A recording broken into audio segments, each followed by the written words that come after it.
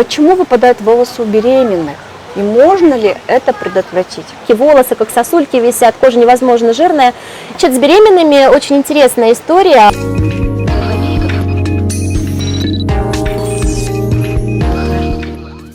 Привет, друзья! Все, что нужно женщинам о красоте, здоровье, ну вообще обо всем на моем канале. Меня зовут Айнура Сагымбаева. Я все так же с очаровательным доктором Халдиной Марией Владимировной, научным редактором журнала «Трихология», вообще человеком, который знает о волосах все и даже больше. И сегодня мы будем задавать самые распространенные вопросы о волосах. Мария Владимировна, первый вопрос такой. В тот раз мы обсудили, почему выпадают волосы. Да? Сегодня я хочу узнать, почему выпадают волосы у беременных и можно ли это предотвратить. Очень часто беременные пишут, да, вот у меня выпадают волосы, что я могу сделать, какой шампунь порекомендуете, может быть мне витамины пропить? Значит, с беременными очень интересная история. Возможно, два пути развития событий. Сразу такой спойлер небольшой, никто точно не знает, почему это происходит. Но ситуация такова. У большинства женщин, к счастью, у большинства женщин, к счастью, во время беременности волосы существенно улучшаются. Они практически не выпадают, они густые, они блестят, они задерживаются в фазе роста. Ну, как правило, это, конечно, связано с гормональным статусом, да, то есть с совокупностью гормонов, которые пролонгируют фазу роста волоса. И в послеродовом периоде выпадение волос шквалом наступает, и, конечно, это очень неприятное явление. Оно может быть самолимитирующимся. Что это значит? Оно пройдет само, а может перейти в хроническую форму, и уже волосы будут выпадать достаточно регулярно. И вторая ситуация, это когда уже во время беременности у девушки начинают выпадать волосы. Мы обсуждали с коллегами на недавнем конгрессе, почему так происходит, и пришли к выводу, что это происходит так у девушек, у которых есть предрасположенность к андрогенетической аллопеции. Она уже есть. То да? есть изначально она была, да. И именно беременность в силу совокупности факторов вот эту картинку пробуждает. Вот. Возможно, это как-то, знаете, напоминает резус-конфликт, да, потому что в каких-то случаях, в зависимости от резуса матери и ребенка, мать будет себя прекрасно чувствовать или не очень хорошо, то же самое ребенок. Возможно, вот что-то такое есть с волосами, но наука еще не знает. Поэтому мы здесь подходим к этому делу с позиции локальной терапии, да, то есть корректировать гормональный уровень организма беременной, витаминные показатели организма беременной, но это задача другого специалиста, да, это акушер-гинеколог, который ее ведет, он как бы, есть определенные витамины для беременных, то есть эта история не связана не столько с волосами, сколько вот с общим состоянием здоровья, что женщине нужно в данный момент. С волосами мы начинаем местную терапию. Если это выпадение во время беременности, то мы говорим о конкретных препаратах, да, что мы рекомендуем. Мы, например, из программы Time to Grow рекомендуем чередование двух лосьонов. Активный лосьон, так называемый, и стимулирующий поляризованный лосьон. Мы через день назначаем женщине до конца беременности, чтобы сохранять, пролонгировать фазу роста волоса и предохранять его от каких-то потрясений. Все это длится до периода родов и послеродового периода. Это, к сожалению, не всегда может убрать картину послеродового выпадения, потому что она все равно может быть, но она может быть мягче. Да? То есть на фоне того, что мы даем эту поддерживающую терапию, это состояние будет как бы сглажено. Но полностью убрать его не всегда получается, все равно какой-то элемент выпадения будет. Просто мягче, но это тоже хорошо, тоже здорово.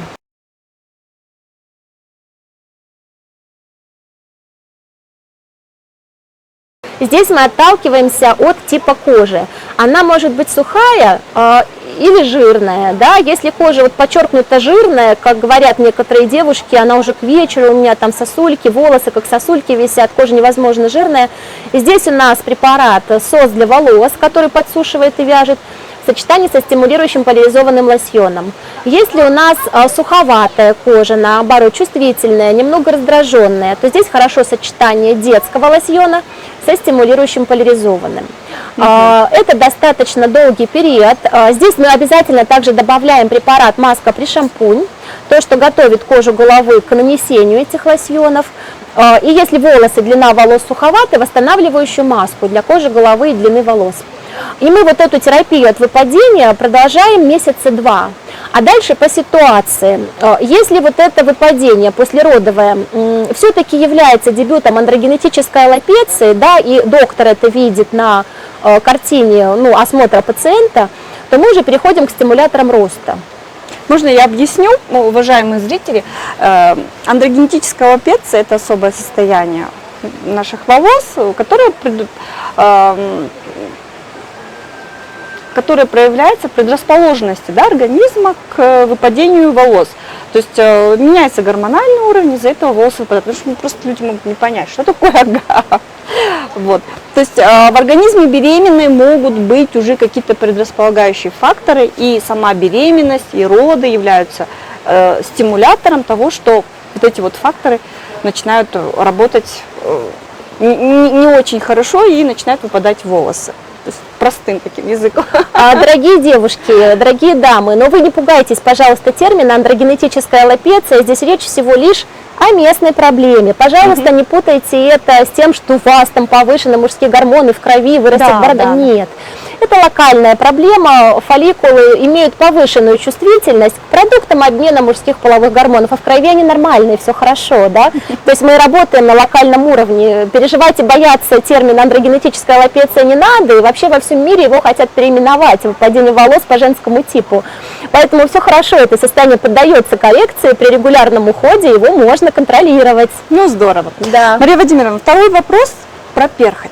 Я думаю, что каждый второй или у каждой третьей смотрящей на женщин есть такая проблема. Ну, у мужчин тоже. Что такое перхоть? Можно с ней бороться? Конечно, можно, нужно бороться с перхотью. Перхоть – это, по сути, как ни странно, защитная реакция шелушения. Наша кожа хочет что-то из себя вытолкнуть, что-то, что ей не нравится. Это могут быть микробчики, причем микробчики, которые в норме живут на коже головы, не какие-то там вредные, да, ужасные патогенные микробы, наши собственные микробы, какие-то продукты обмена веществ, что-то там из воздуха, кондиционеры, пыль, что-то еще. То есть вот это шелушение в попытке справиться с чем-то, что коже мешает. Поэтому мы, собственно говоря, пытаемся убрать это что-то, что мешает. Чаще всего это немного сложных слов, дрожжеподобные грибки малазезия, я прошу прощения, но это то, что есть практически у всех людей, и вот при каких-то условиях может обостряться. То есть мы вносим ингредиенты, которые подавляют вот этот микроорганизм, вносим ингредиенты, которые уменьшают воспалительную реакцию, которые вот дают это шелушение. И можем, перхоть же может быть жирная или сухая, вот их важно не путать. Мы либо подсушиваем, если это жирная перхоть, либо увлажняем, если это сухая перхоть. И вот здесь не попадайте в распространенную ошибку. Все считают, что там, где перхоть, надо высушивать, надо там скрести, убрать, что-то обезжиривающее брать, как глину, соль. Ни в коем случае. То есть от этого будет только хуже. И с шелушения как раз, как ни странно, перхоть может быть проявлением нехватки липидов, увлажняющих веществ. Поэтому зачастую перхоть надо увлажнять, а не только обезжиривать. То есть, когда на шампуне написано «шампунь от перхоти», это не совсем правильно, да? То есть, нужно понять, какая у нас перхоть. Жирная, сухая. Да, в большинстве все-таки уважающие себя марки все-таки делят, да, эти препараты. Исключение это те шампуни, где нету ничего влияющего на сальную секрецию. Они влияют только на вот эту малазезию, то есть там только противогрибковый компонент. Это, например, ну, низорал какой-нибудь, да, что-то такое, где там кетоконазол, который вот только там против грибков, им, правда, антиандрогенные свойства отчасти приписываются, но это пока, скажем так, гипотеза. То есть, если препарат только против вот этого грибка, ну, тоже не путайте, ну, с лишаем, да, это не лишай, это другое, да, это грибок, который нормален для кожи головы, не надо пугаться, да, это сапрофит, это даже не условный патоген, это сапрофит. Поэтому вот тогда он может быть от перхоти в целом. Но большинство шампуней, они либо имеют какие-то абсорбирующие сальный секрет частицы, либо наоборот, что увлажняющие, и вот тогда они делятся на жирную и сухую перхоть. Вот, опять же, перхоть бывает разной интенсивности. Одно дело перхоть уже 5 лет с тяжелыми рецидивами, с какими-то уже покраснениями. Другое дело, ну, какой-то легкий процесс, небольшое шелушение, недавно возникшее. Как бы и лечение будет разное. В одном случае поинтенсивнее, в другом случае, ну, попроще. То есть перхоть, перхоть и рознь. Нужно понять, какая перхоть. Да. Еще такой вопрос интересный. Часто выпадают волосы у деток. О, да. Да, бывает такое. Вот как с этим справиться? Что делать? Ой, у деток. У деток сейчас, как ни странно, очень часто рано начинается андрогенетическая аллопеция. Это вот прям бич. И у нас много обращений, это школьники, приходят лет уже, примерно? да, и 5, и 6, и 7 могут быть. То есть Сага. это сага, да, то есть это раннее проявление. Могут выпадать волосы также от стресса. У детей может быть гнездная аллопеция, выпадение очагами. У детей ведь, как у взрослых, выпадение волос – это не специфический симптом, да, как мы с вами говорили в первой части сегодняшнего нашего с Айнурой общения.